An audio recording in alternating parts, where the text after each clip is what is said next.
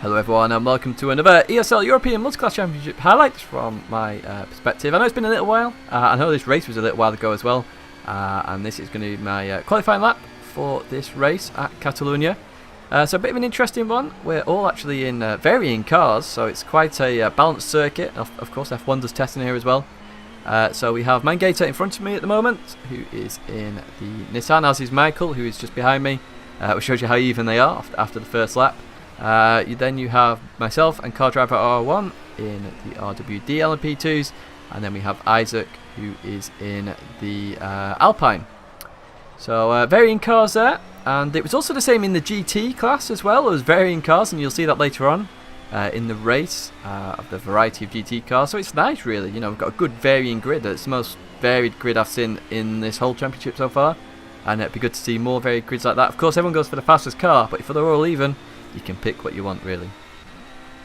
So coming into this qualifying, I was fairly confident of a 133 at some point. Around the 0.6, 0.7 would have been perfect, because I had done one of those. However, as you will see in a second, Mangator absolutely obliterates qualifying. I couldn't get anywhere near that time in practice, so well played Mangator, absolutely nailed it. But you'll see where I come soon enough. So Mangator gets a 133.2. And I say I couldn't get anywhere near that in qualifying. I asked him afterwards how he did that, because it was absolutely unbelievable lap time. And fair play to Mangator for that lap time. But I get a 134.1, and you can see there the grid is very close. Going into the race, I do seem to get quite good starts fairly often, and once again I do get a good start there, so I accelerate pretty quickly there. Just a bit better than car driver R1 as we head towards the first corner. It does that little bit of lag thing that it does in every race. That's where the cars actually get positioned properly. And as we head towards the first corner, I'm aware car driver 1 is on my inside. See Michael there takes a good line. Knows I've got to give car driver 1 space. And Michael gets a good line there to go on the inside of me. Clean racing there, of course. No contact. We know where each other is. Through Michael goes into 4th position. And I'm not too worried at this point, of course, because obviously we're so close in qualifying. Everybody's going to be close in the race, and the battle for the second position is going to be on. I know already Mangator is going to start firing away. If he can do a 133.2, there's every reason he can do that in the race. But everyone else is going to be fighting very close. So at this point, I'm starting to just back off a little bit, because obviously if people are close, there's potential of contact. Maybe the contact bug will happen, and two people will slide off together, and then I can take my opportunity. So you'll see me coming down into this corner. I'm just going to brake fairly early there. I'm not going to push Michael, because obviously, well, I want to push him a little bit, but I don't want to force like huge accidents to happen. I'm in this for the sport as well as the you know, to get further up the grid. I want esports in the racing to progress. So I'm just hanging back for now. Watch the battle in front of me, see what happens, of course, with 3 guys racing. I know, as I say, I know I'm on equal pace, and now the slipstream battle begins. You can see Mangator's already built up a huge gap up in front. So we are now going to continue on towards the first corner again. You can see driver R1 trying to make a move there. Doesn't quite do it. Isaac on the inside, so similar as on the first lap at the start. Driver R1 was in the place I was. Isaac manages to keep that position, and once again I'm right back up close to them. So that shows you I can just gain very quickly back on them while battling. But as I come to this corner, I do make a slight error under braking. Car just wiggles a little bit, but again, as I say, I'm not too worried. The only bit of worry there was making sure I don't touch anyone. But I continue on, and you'll see now I just instantly gain back up to these guys, because they're all slowing each other up, of course, with battling, as happens in any racing around the world, virtual or real. So we jump a bit further on in the lap. I made a mistake on the fast right-hander, going on to the end of sector 2. But you can see car driver 1 up front, just making a move on Isaac. He must have been a bit closer out of the last corner. Does make that move into second position. So at this point I now know I need to pick up the pace a little bit. Obviously car driver 1 in the same car as me means I should be able to get second place as well. As we come around this right-hander, Isaac makes a little mistake there, wipes out the 2 brake markers. Michael takes his opportunity there. Really nice move by Michael. I must say I was very impressed with that one. And through the chicane, so now I've got to catch up to Isaac. and start making my move. As I dropped off a bit too much, and as I made the mistake on the fast right hand at the end of sets 2. If you're in the dirty air, especially the last LMP car, you understeer so much. I made a bit of an error, went too wide, which is why I lost the gap, but I'm still in the slipstream, and now I'm catching Isaac. So you missed that merge there. We jumped a few laps forward, that's why Michael's a bit further ahead fighting Car Driver, and that's why I'm closer to Isaac. And I'm now going to start trying to push Isaac to try and get this move done. So once again, me and Isaac battling. We did at Imola as well.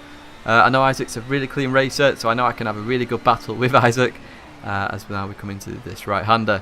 And I'm now trying to think of the best place to overtake. We're in two different cars. So the Alpine and the Nissan, they're at the same sort of base.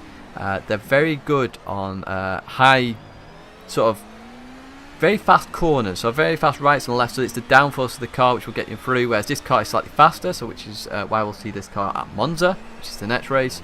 Everybody will use this car at Monza because obviously it's faster.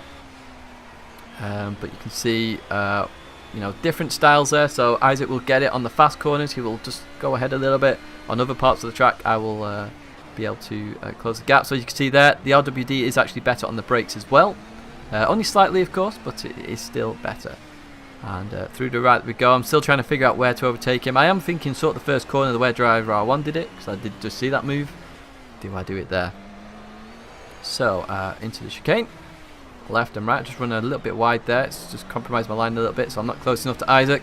However, I will get the slipstream. I'm wondering whether he's still got the slipstream of Michael and Driver R1, who are fighting up front. So I know if I get past Isaac, I can try and push towards those two guys a bit later on in the race.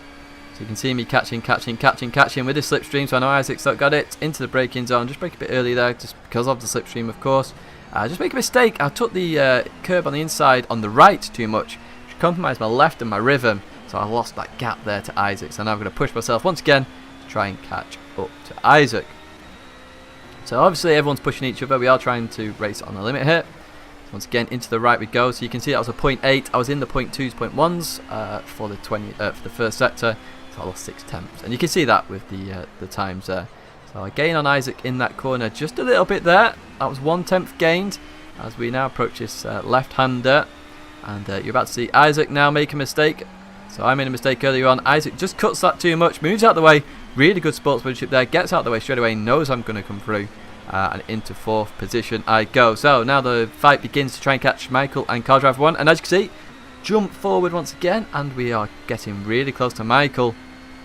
I've dropped Isaac a little bit, so I feel really confident at this track, by the way. As I said, I was in the 133s in practice, online practice of course, so I know I'm quick here. So I'm now going to try and look at overtaking Michael, but Michael I think gets a good couple of laps in, and actually we both close up to Car Driver R1, which is the best of both worlds really, because I can get past Michael, I can then get past Driver R1, and things like that. So you're going to see me, so you can see I'm taking different lines to Michael. As I say, dirty air is a real problem in the LMP cars. So you've got to take different lines, you've got to, anticipate where he's going and then where I'm going. You can see I've just switched my lights on because we're catching up to the GT cars. So as I said earlier, very diverse GT grid as well as LMP grid. We should be able to pick out some of the cars that are there. So through the fast right-hander, you can see Michael ran a bit more wide that time. I could take it a bit tighter. We passed an M3 GT car there. Michael's just gets a bit of a lag spike there. Now, the PSN network literally has an error at this point, I found out. There was a bit of an issue on the PSN network. So I thought it'd gone. It put me off a little bit. You saw me run a little bit wide. So I continue on as he reappeared. But boom, an invisible wall. Which I can only assume was caused by the PSN network. And I assume there was a car at that point when it happened. So an invisible wall, you can see my fuel has now gone up to 60 litres. The car's actually got some weird damage on it as well now, so I can't go half as fast as I was. So once again, bad luck has hit me, but you know me, I don't give up. I will continue on to try and fight for positions. You never know, Isaac might get another penalty, somebody else might crash, disconnect, etc. At the time I was just thinking, well, why has this happened to me again? But I passed that M3, and next up I believe is the McLaren. It is indeed, and this is ATR Cal. So I'll just let you see this move. You can see another M3 up front there. So Cal runs a little bit wide there. I assume I'm going to take the sign. I can't use the curb, and the slight contact there. I did apologise to Cal afterwards. I think it's more of a racing incident personally, because I thought Cal might get out of the way for the blue flags. I'm obviously coming through. I'm on the left. We're side by side, let off. But even so, it's contact anyway. I apologised if you did think it was me. But we continue on nonetheless. So I know Cal's going to run wide here just because he's in the GT car, doesn't have as much downforce. I then make that clean overtake there and continue on. But I say I did apologise to Cal for that. Even if it's 50-50, I will still apologise because, you know, I'm not really racing anyone. I'll overtake Raskaman there into that corner, run a little bit deep and overtake Raskaman. And the final person to overtake is going to be Spider, who's actually in the Z4. So I'd say quite a diverse grid there. We had two M3s, we had the Z4 and the McLaren. So Spider instantly gets out of the way here, runs wide, just lets me through there. Well played, Spider. And now I'm going to continue on to try and fight the gap that Isaac's actually got. So of course, I've been compromised quite badly. Now I've got this weird damage and the fuel. But coming towards the end of the race, you can see that gap has shrunk a little bit. So it was up at 8 seconds and now up to down to 6. But once again, an invisible wall. I just hit it and boom, straight into that. Now, as I say, I don't give up, but my car is completely ruined at this point. So I might as well just retire at this point. Really frustrating. You can see Mangator's lap there, 33.3. So a really impressive lap once again. Everyone else in very similar times. Can you see my lap time there? Yes, 1:34.0. So you can see I'm equal to Michael, faster than driver R1 there. But really, really frustrating. So more bad luck there. But hopefully in the future I won't have as much bad luck. But that's it for now. I hope you enjoyed that personal perspective once again of the race at Catalunya. And I will see you at the next one.